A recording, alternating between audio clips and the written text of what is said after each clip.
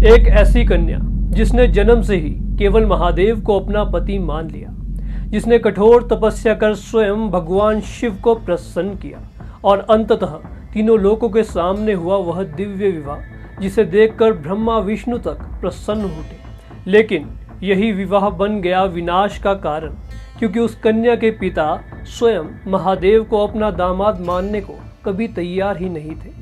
उनके लिए शिव थे ओघड़, शमशानवासी, भस्मधारी, नागों के स्वामी, और यही अहंकार एक दिन बन गया भयानक यज्ञ जहां हुआ पति का अपमान। उस अपमान ने जन्म दिया एक ऐसी आग को जिसने न केवल उस कन्या का जीवन छीन लिया बल्कि हिला दिया तीनों लोकों को।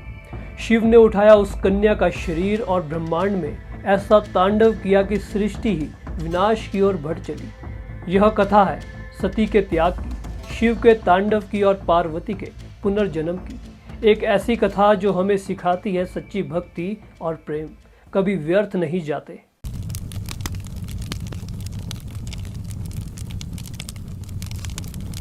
शास्त्रों में वर्णित है कि ब्रह्मा जी के मानस पुत्र दक्ष प्रजापति की एक कन्या सती थी और बचपन से ही उसका हृदय केवल शिव को ही पति आदर्श मानता था। उसने पर्वतों पर कठोर तप, दीर्घ उपवास और अनुष्ठान कर महादेव को प्रसन्न किया। तब महादेव स्वयं प्रकट हुए और बोले, सती, तेरी निष्ठा और भक्ति से मैं अत्यंत प्रसन्न हूँ। मैं तुझे अपनी अर्धांगिनी रूपेण स्वीकार करता हूँ। और इस प्रकार देवों के देव और धरनी की कन्या का दिव्य मिलन संपन्न हुआ। वैसा ही कहा गया है, विवाहे देव देवस्य सती शिवयुक्तस्य च जगद्वयापतम हर्ष ध्वनिया नादम चक्रे त्रिलोचन। अर्थात जब देवों के देव भगवान शिव का माता सती के साथ विवाह हुआ तब तीनों लोग आनंद और उल्लास की ध्वनि से गूंज उठे और त्रिलोचन महादेव का नामोच्चार हर ओर होने लगा।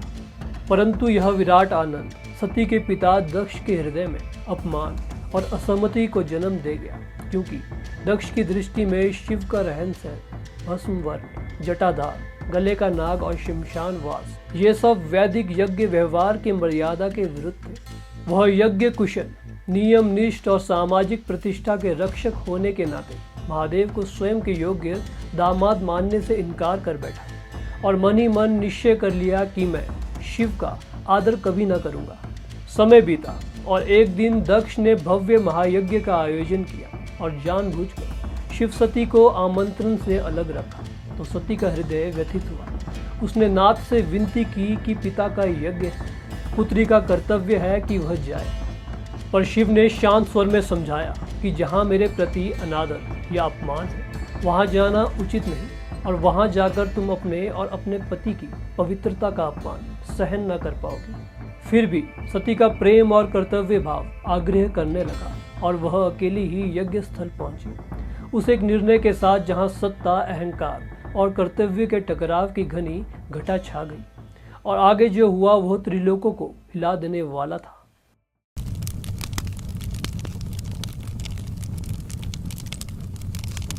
सती जब यज्ञ मंडप में पहुंची तो दृश्य अत्यंत भव्य था। वहां ब्रह्मा, विष्णु, इंद्र सहित समस्त देवगण, ऋषि मुनि और प्रजापति बैठे थे। चारों ओर वैदिक मंदिरों की ध्वनि गूंज रही थी। यज्ञ कुंड में अग्नि प्रज्वलित थी, सुवासित धूप और हवन का धुआं वातावरण को पवित्र कर रहा था।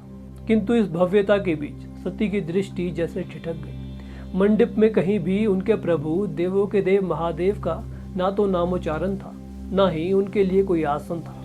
उनका हृदय पीड़ा से भर उठा। वे सीधे अपने पिता दक्ष के समीप गई और आर्त स्वर में प्रश्न किया, पिताश्री, आपने समस्त जगत के देवताओं को यहाँ यज्ञ में आमंत्रित किया है, किंतु आप भूल गए उस महादेव को जिनकी महिमा तीनों लोकों में गाई जाती है, जो देवों के भी देव है, जिनके बिना यह यज्ञ अधूरा है। सभी देवता मौन हो गए। यज्ञ की पवित्र ध्वनियां जैसे थम सी गई। उस निस्तब्धता को चीरते हुए दक्ष ने अहंकार पूर्ण स्वर में उत्तर दिया, वह भस्मधारी योगी, वह शमशानवासी, वह नागों और भूत प्रेतों के संग रहने वाला सन्यासी मेरे यज्ञ के योग्य नहीं है। सती, वह तुम्हारा पति हो सकता है, किंतु मेरे लिए वो कभी योग्य दामाद नहीं हो सकता। यह अपमानजनक वचन सुनकर सती का हृदय मानो हजारों टुकड़ों में बिखर गया। जिन प्रभु को उन्होंने अपना सर्वस्व माना, जिनके नाम पर उन्होंने तपस्या की और जीवन समर्पित किया, उन्हीं का ऐसा घोर अपमान उनके सामने, उनकी आंखों से आंसू छलक पड़े, परंतु भीतर से उनका स्वर गरज उठा। उन्होंने सबके सामने घोषणा की, तनुम त्यजामि पितृगृहे यत्र नाद्रः शिवस्य पति अपमान सहमम में जीवनम न ही शोभते।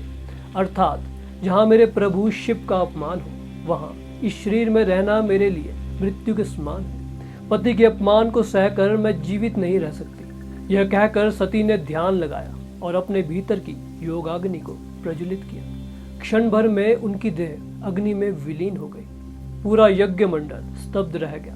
देवता ऋषि सभी भय और आश्चर्य से कांप उठे। यज्ञ का वह वातावरण जो वैदिक मंत्रों से गूंज रहा था, अब मातम और शोक में भर गया।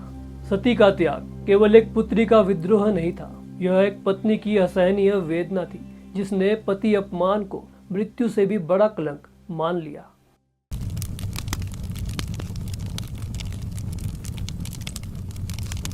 जब यज्ञ मंडप में सती योगाग्नि में विलीन हुई तो वहां चारों ओर हाहाकार मच गया। सभी देवता, ऋषि और यज्ञ में उपस्थित जन स्तब्ध और भयभीत रह गए।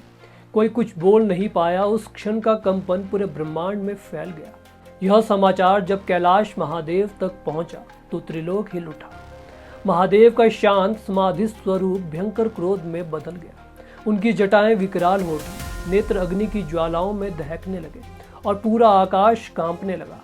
महादेव ने अपने जटाजूट पर प्रहार किया और वहीं से प्रकट हुआ एक भयंकर स्वरूप वीरभद्र, उसके साथ अवतरित हुई भद्रकाली। यह दृश्य इतना विकराल था कि देवता भी सहम गए। शिव ने आदेश दिया, जाओ उस यज्ञ को ध्वस्त कर दो और उस अहंकारी दक्ष को दंड दो जिसने मेरी अर्धांगिनी का अपमान किया है। वीरभद्र क्रोध में गर्जना करते हुए यज्ञ स्थल की ओर बढ़ा।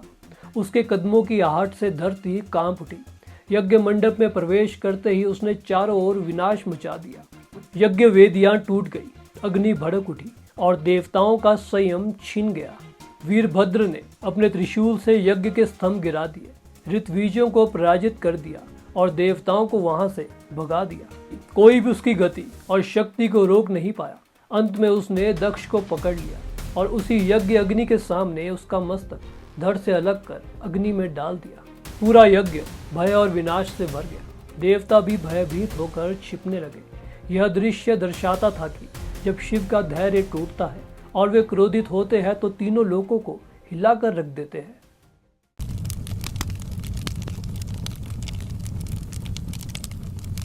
सती के आत्मदाह के बाद जब महादेव वहां पहुंचे और अपनी अर्धांगिनी का भस्म हुआ देह देखा तो उनका हृदय शोक और वेदना से भर उठा। शिव ने सती के देह को अपने कंधों पर उठाया और करुणा, पीड़ा और विरह से व्याकुल होकर विलाप करने लगे। उनका यह स्वरूप इतना भयानक था कि त्रिलोक कांप उठा। महादेव का शोक धीरे धीरे तांडव में परिवर्तित होने लगा। वे सती के शरीर को उठाए संपूर्ण ब्रह्मांड में विचरण करने लगे। प्रत्येक कदम के साथ धरती थर्राने लगी, आकाश गूंजने लगा, पर्वत चूर चूर होने लगे। उनके डमरू की गूंज और क्रोधित जटाओं की कंपकपी से देवता, असुर और मनुष्य सभी भयभीत हो उठे। सृष्टि का संतुलन बिगड़ने लगा। विनाश का समय जैसे समीप आ रहा था। कोई भी देवता शिव के इस भयंकर रूप को शांत नहीं कर सका। अंततः सभी देवता भगवान विष्णु के पास पहुंचे और प्रार्थना की, हे नारायण, यदि शिव का यह तांडव नहीं रुका तो पूरा ब्रह्मांड नष्ट हो जाएगा। कृपया कर कोई उपाय करें। तब भगवान विष्णु ने अपना सुदर्शन चक्र उठाया और महादेव के पीछे पीछे चल पड़े। उन्होंने सती के शरीर की ओर दृष्टि डाली और गहरी करुणा से समझ लिया, जब तक यह देह महादेव के कंधों पर है तब तक उनका विरह शांत नहीं हो पाएगा। भगवान विष्णु ने अपने सुदर्शन चक्र से माता सती के शरीर को खंड खंड करना शुरू कर दिया।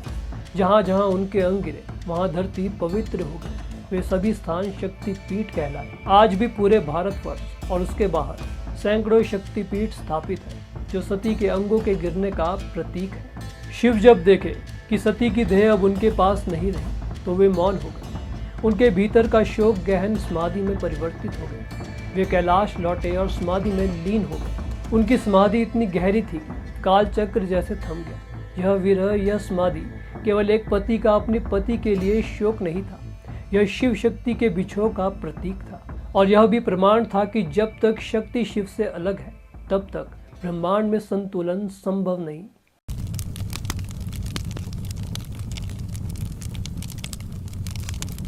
सती के आत्मदाह के बाद जब महादेव समाधि में लीन हो गए और सृष्टि का संतुलन डगमगाने लगा तो देवताओं के हृदय में भय उत्पन्न हुआ।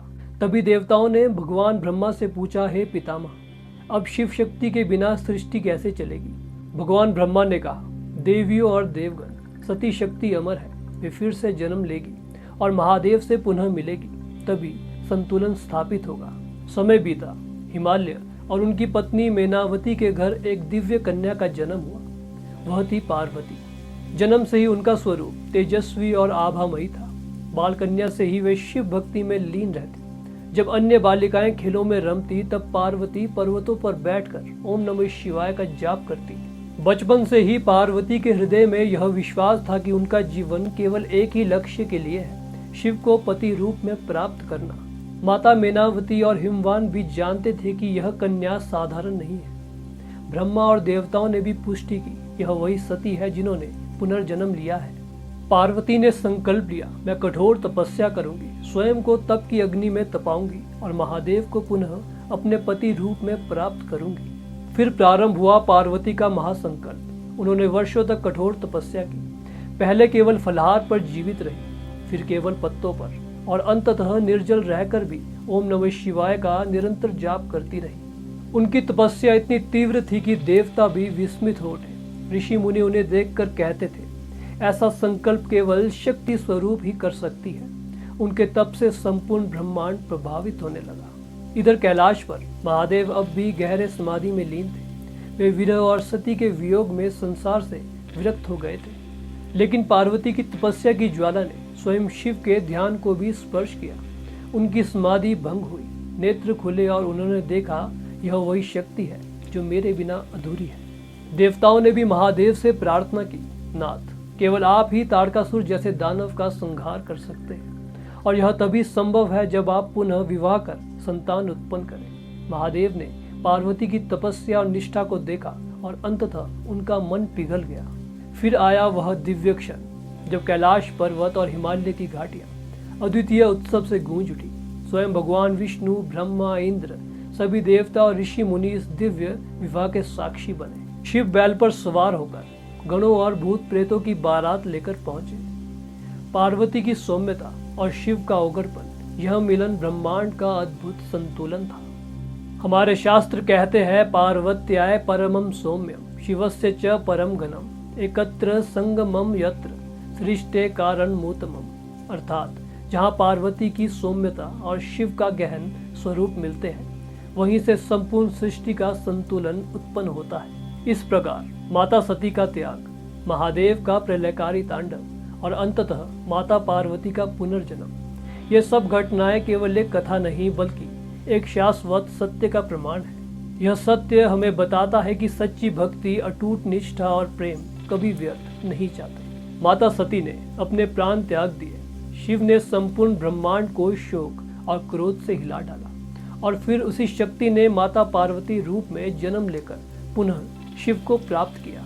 यह लीला हमें सिखाती है कि जब प्रेम सच्चा हो तो मृत्यु भी उसे समाप्त नहीं कर सकती। जब निष्ठा अडिग हो तो काल चक्र भी उसे झुका नहीं सकता और जब साधना पूर्ण होती है तो विरह के बाद भी मिलन निश्चित हो जाता है।